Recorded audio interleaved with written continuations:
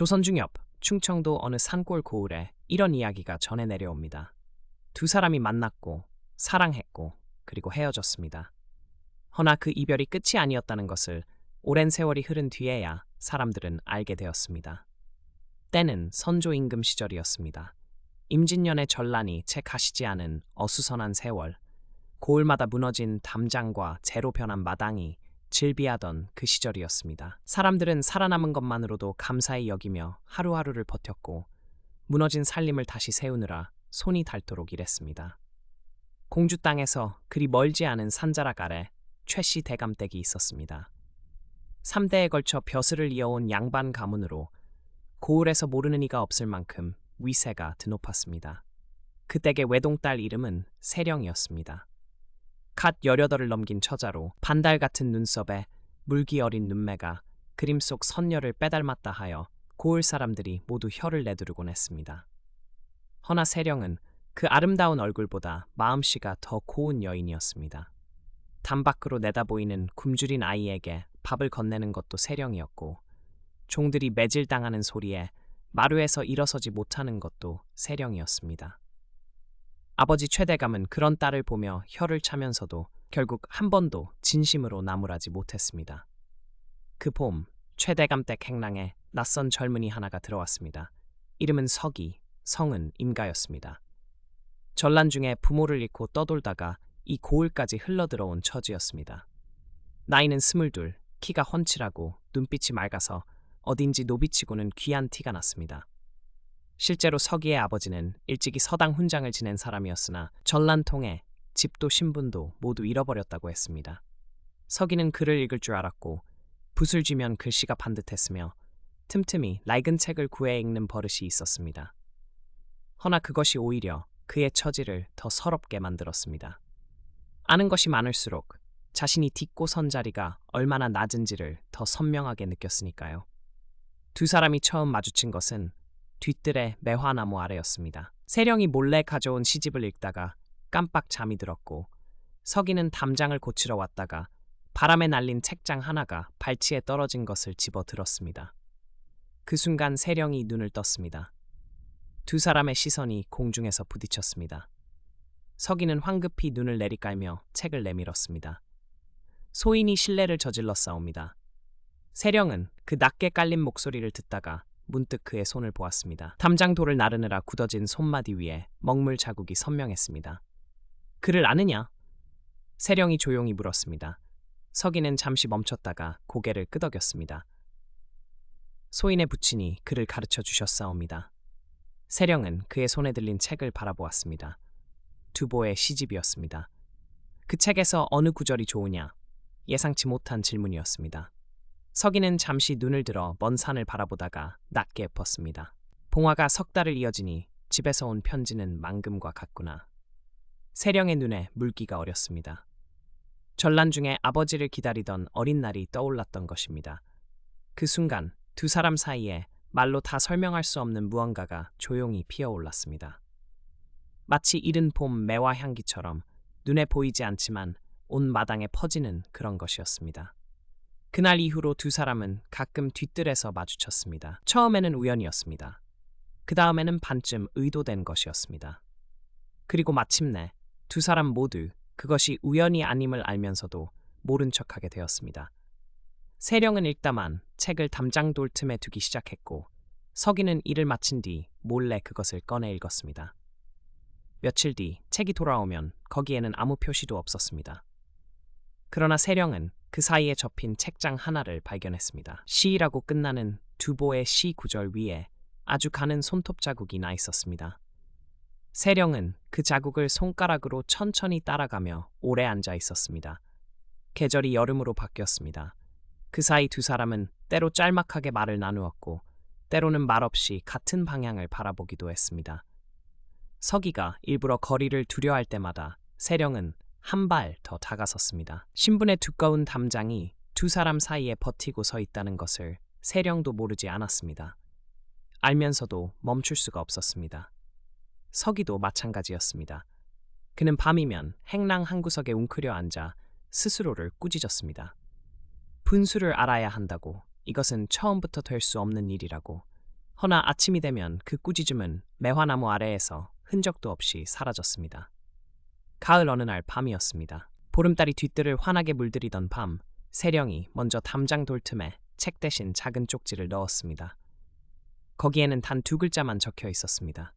여기. 서기는 쪽지를 읽고 한참을 그 자리에서 움직이지 못했습니다. 마음이 울렸습니다. 무서웠습니다. 그러나 그보다 더 강한 것이 그를 끌어당겼습니다. 그날 밤 2사람은 처음으로 달빛 아래서 마주 앉았습니다. 너는 두렵지 않느냐? 서기가 낮게 물었습니다. 두렵지. 세령이 솔직히 답했습니다. 허나 더 두려운 것은 이대로 아무것도 모른 척하다가 세월이 가버리는 것이다. 서기는 말을 잃었습니다.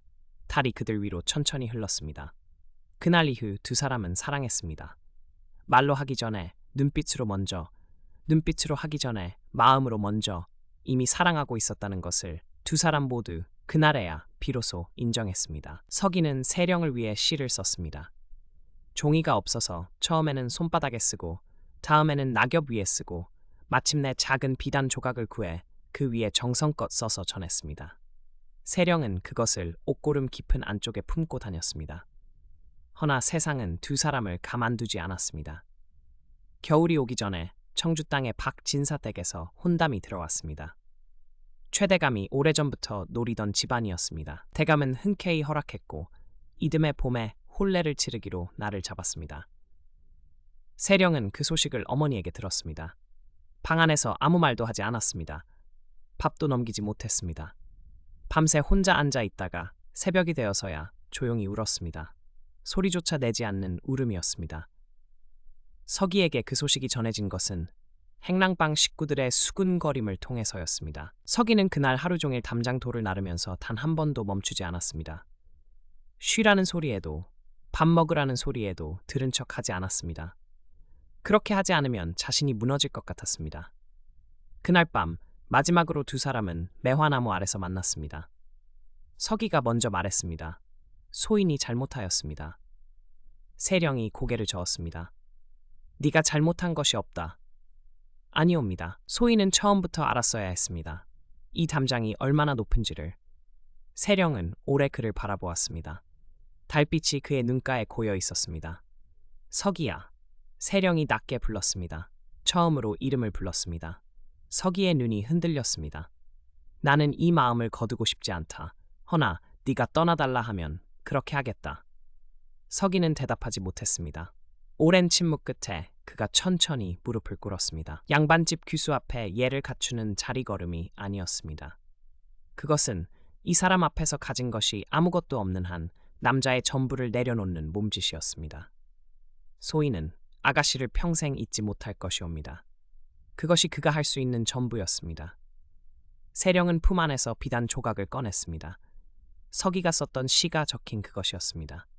세령은 그것을 가슴 위에 얹고 천천히 눈을 감았습니다. 눈물 한 방울이 비단 위로 떨어졌습니다. 먹물 글씨가 번졌습니다. 그렇게 사랑이 번졌습니다. 이튿날 아침 서기는 최대감 댁을 나섰습니다. 스스로 청한 것이었습니다. 행랑 식구들은 갑작스럽다 했고 일부는 섭섭하다 했습니다. 아무도 이유를 알지 못했습니다. 서기는 뒤뜰을 돌아보지 않았습니다. 돌아보면 떠날 수 없을 것 같았습니다. 세령은 창문 너머로 그의 뒷모습을 보았습니다. 멀어지는 뒷모습을 오래, 아주 오래 바라보았습니다. 뒤뜰의 매화나무가 찬바람에 흔들렸습니다. 꽃은 아직이었습니다. 봄이 왔습니다. 세령은 혼례를 치렀습니다. 박진사 댁 맏아들은 반듯하고 성품도 나쁘지 않은 사람이었습니다. 세령은 좋은 며느리가 되려 했고 좋은 아내가 되려 했습니다. 허나 어느 봄날 매화꽃이 피는 날이면 세령은 반드시 혼자 창가에 앉았습니다. 그날만큼은 누가 말을 걸어도 대답이 느렸습니다. 서기는 그 뒤 충청도를 떠나 한양으로 올라갔다고 했습니다. 글재주를 살려 어느 서당에서 아이들을 가르쳤다는 말도 들렸고 먼 고을에서 훈도 자리를 얻었다는 말도 들렸습니다. 그가 어떤 삶을 살았는지, 끝내 장가를 갔는지, 아니면 혼자로 늙었는지 그것은 아무도 알지 못했습니다. 다만 세령이 세상을 떠난 뒤 그의 유품을 정리하던 딸이 어머니의 오래된 옷고름 안쪽에서 낡고 빛바랜 비단 조각을 발견했다고 합니다. 먹물 자국이 번져 글자를 알아보기 어려운 그것을 딸은 한참을 들여다보았습니다. 번진 글씨 사이로 겨우 읽히는 글자가 있었습니다. 눈물이었습니다. 그 한 글자만이 번지지 않고 남아 있었습니다. 그것이 서기가 남긴 시의 끝 글자였는지 아니면 세령이 마지막으로 스스로 써넣은 것인지는 알 수 없습니다. 허나 그 비단 조각은 오래도록 그 집안에 전해 내려왔으며 고을 사람들은 이 이야기를 입에서 입으로 옮기며 이렇게 말했습니다. 사랑은 이루어지지 않아도 남는다고. 담장이 아무리 높아도 마음에 새긴 이름은 지워지지 않는다고. 그리고 봄마다 매화꽃이 피는 날이면 어딘가에서 그 두 사람이 잠깐 같은 꽃을 바라보고 있을 거라고. 이 이야기는 지금도 충청도 산골 고을에 전해 내려옵니다.